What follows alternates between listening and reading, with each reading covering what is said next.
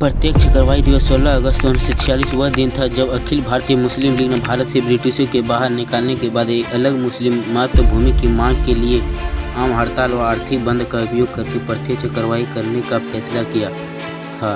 1946 के कलकत्ता दंगों के रूप में भी जाना जाता है। यह जल्द ही कलकत्ता में सांप्रदायिक हिंसा का दिन बन गया। इनमें ब्रिटिश भारत के बंगाल प्रांत के कलकत्ता शहर, जिसे अब कोलकाता के रूप में भी जाना जाता है, में मुसलमानों और हिंदुओं के बीच बड़े पैमाने पर हिंसा को जन्म दिया। इस दिनों को the issue of the long night के रूप में भी जाना जाता है। तो बता दें कि ये तारीख कौन सा था। तारीख 16 अगस्त 1946, जगह था कलकत्ता, बंगाल, ब्रिटिश भारत। तो नरसंहार में अलग अलग नेताओं की भूमिका के अलावा दो मुख्य समुदाय हिंदू और मुसलमानों से संबंधित जिम्मेदारियों के बारे में अभी भी व्यापक विवाद है। प्रमुख ब्रिटिश दृष्टिकोण दोनों समुदायों को समान रूप से दोषी ठहराता है और नेताओं की गणना और अनुयायियों की बर्बरता को अलग करता है, जिनके बीच आपराधिक तत्व थे।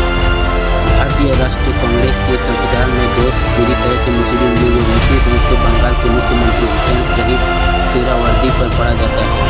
मुस्लिम लीग ने आरोप लगाया कि कांग्रेस पार्टी और हिंदुओं ने कलकत्ता में मुसलमानों को सबक सिखाने और उन्हें बड़ी संख्या में मारने के लिए डायरेक्ट एक्शन डे की आम हड़तालों द्वारा पेश किए गए अवसर का इस्तेमाल किया। आवश्यक दंगे में बंगाल के विभाजन का रास्ता खोल दिया। 1940 के दशक में अखिल भारतीय मुस्लिम लीग और भारतीय राष्ट्रीय कांग्रेस भारत की संविधान सभा में दो सबसे बड़ी राजनीतिक पार्टियां थीं। मुस्लिम लीग ने 1940 के लाहौर प्रस्ताव के बाद से ही उत्तर पश्चिमी और पूर्व में भारत के मुस्लिम बहुत क्षेत्रों के स्वतंत्र राष्ट्र के रूप में गठित करने की मांग की थी। ब्रिटिश राज ने भारतीय नेतृत्व को सत्ता हस्तांतरण की योजना बनाने के लिए 1946 में भारत आए। कैबिनेट मिशन द 3 स्तरीय संरचना का प्रस्ताव रखा। एक केंद्र प्रांतों के समूह और प्रांत प्रांतों के समूह। उद्देश्य मुस्लिम लीग की मांग को समायोजित करना था। मुस्लिम लीग और कांग्रेस दोनों ने सिद्धांत रूप में कैबिनेट मिशन की योजना को स्वीकार कर लिया।